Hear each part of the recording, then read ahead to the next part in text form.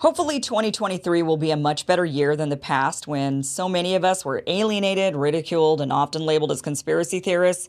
Even though everything we were saying was based in fact, 99% of the time, the conspiracy theorist label was given simply for saying something that went against the establishment liberal orthodoxy, not because it was quackery rooted in falsehoods.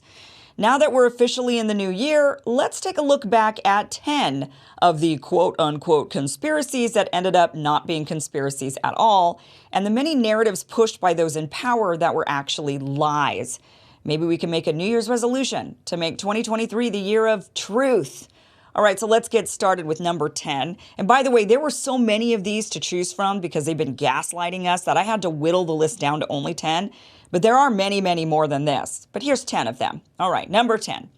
The mainstream media tried to gaslight us into believing the trucker freedom convoy was just a bunch of racist, sexist, right-wing terrorists, that the protest was filled with a bunch of Trump-loving white supremacists.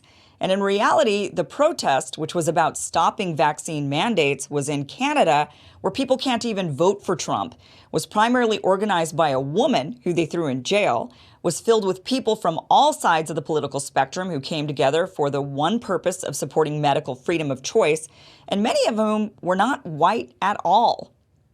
Number 10. After years of the mainstream media pointing the finger at Ukraine for having a legitimate Nazi problem, to the point where in 2015 Congress actually passed a measure to block Ukrainian Nazi battalions, namely the Azov battalion, from getting U.S. money and weapons, suddenly this past year the Nazis were no longer Nazis, but instead just patriotic Ukrainians deserving of billions in U.S. money and weapons.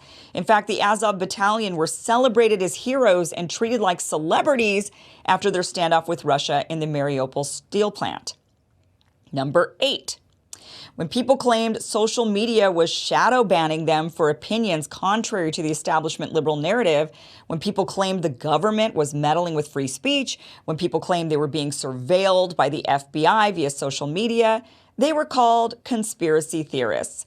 Yet the Twitter files showed us they weren't conspiracies at all. Here's Elon Musk. I mean, to be totally frank, almost every conspiracy theory that people had about Twitter turned out to be true.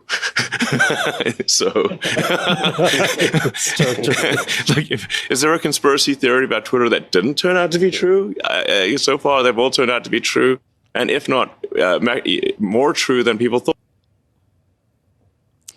Number 7. For years, we've been hearing Trump colluded with Russia to win the 2016 presidential election, and that if we only saw his tax returns, we'd finally see proof the man is a Putin puppet. Well, now, just this past week, his tax returns were finally released, and they ended up being the most anticlimactic event of all of 2022.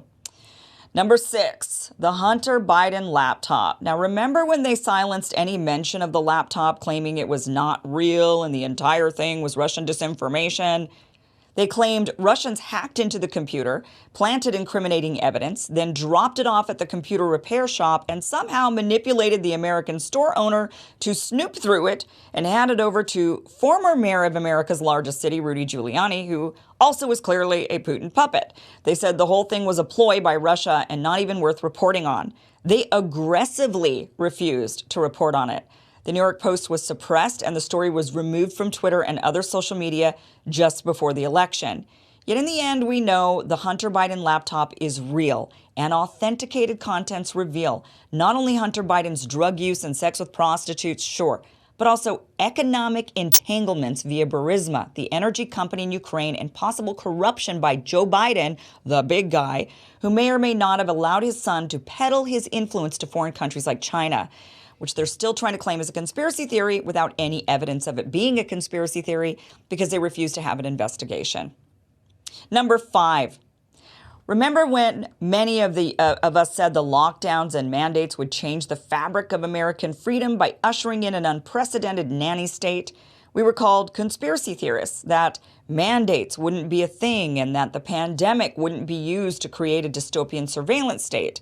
Couple of years later, and now even the mainstream media is concerned. Look at this post from AP. Quote, An AP investigation has found that COVID-19 accelerated and normalized state surveillance and tracking tools that are now being used to investigate crime and harass marginalized communities. Are we capable of having a reckoning around the use of this data, or is this the new normal? Number 4. Remember when Dr. Geert Vanden Bossche warned the COVID vaccines could cause mutations in the virus? This was right at the beginning of the pandemic before vaccines had come out. He asserted that vaccines are like antibiotics and that when they're both overused and imperfect, they allow germs to mutate in dangerous ways. Now, that idea was heavily censored. It was removed from social media and shunned, and he was called a quack. Now look at this. Published on New Year's Day of this year, an opinion piece in the Wall Street Journal asking this very question about vaccines mutating the virus. You couldn't ask this question 2 years ago, but now after many people have been jabbed multiple times and we've seen mutation after mutation after mutation that evades the vaccine, they're finally asking the question they should have been asking before they rolled their vaccine out in the first place. Number 3, the lab leak theory. Now, any discussion about COVID coming from anything other than a Chinese woman eating a bat was considered a conspiracy theory, especially if the discussion involved the virus possibly coming from a lab. The lab leak theory was heavily censored. I myself had a video removed and my YouTube channel given a strike in April of 2020 for reporting on what foreign heads of state were saying about the virus coming from a lab. I was later hit again a couple of months later for reporting on EcoHealth Alliance and Fauci funding gain-of-function research. Now there's a legitimate discussion about a possible lab leak causing the pandemic. Not that we're likely to find out the truth anytime soon, but nonetheless, the so-called conspiracy theorists were vindicated once again. Number 2, the vaccines. If you believed anything other than the vaccines will stop the spread, you won't get sick or die if you're vaccinated and they're completely safe with only minor side effects like a sore arm and a slight fever, you were ridiculed and shunned and a pariah in society. You were viewed as someone to be banished, punished, and silenced. Friendships were strained, jobs were lost, educations were limited, and the poor became poorer, all because there were some who falsely believed that the shots created by Big Pharma were perfectly safe with no serious side effects, and they believed the shots completely prevented transmission and illness. They were wrong. They were not only wrong in their assumptions about the vaccines themselves, but wrong to silence any debate or questioning around them. They forced them on young men, many of whom ended up with myocarditis. They admitted they can cause serious blood clots. They admitted they don't stop transmission, and they wear off in a matter of months against severe illness and death. Those of us labeled as conspiracy theorists were right. The vaccines don't stop the spread. You can still get sick or worse, and yes, they have side effects. The real conspiracy theorists were the ones making false pie-in-the-sky claims of a magic serum that will keep you safe from the virus and end the pandemic once and for all. Number 1, the big kahuna of all conspiracy theories. The conspiracy theory that started it all. JFK. Anyone for the past 60 years who claimed JFK's assassination was anything other than a lone crazy gunman was labeled and ridiculed as a conspiracy theorist. There's actually a rumor the term itself was invented by the CIA to discredit the considerable number of people who doubted the official version of Kennedy's murder. The term likely existed before JFK's assassination, but it later became a slur to automatically discredit ideas and people. And now here we are 60 years later, and a trove of released documents indicate a much more complicated reality that includes the probable involvement of the CIA. Turns out, the people ridiculed and mocked for the past 60 years didn't deserve it after all, like the many others recently labeled as conspiracy theorists. It's all bunk. In fact, we should now just kind of look at it as a badge of honor in a lot of cases. If they're calling you a conspiracy, I saw this on Twitter. If they're calling you a conspiracy theorist, they're really saying spoiler alert.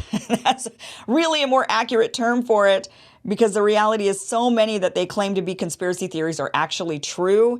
And anytime someone's labeled as a conspiracy theorist, it might just mean it's time to actually investigate and look a little deeper into whatever it is they're claiming. Because so often nowadays, conspiracy theorists are not conspiracy theorists at all. They're truth tellers, fact tellers, researchers, and they're connecting the dots and getting a lot of things right.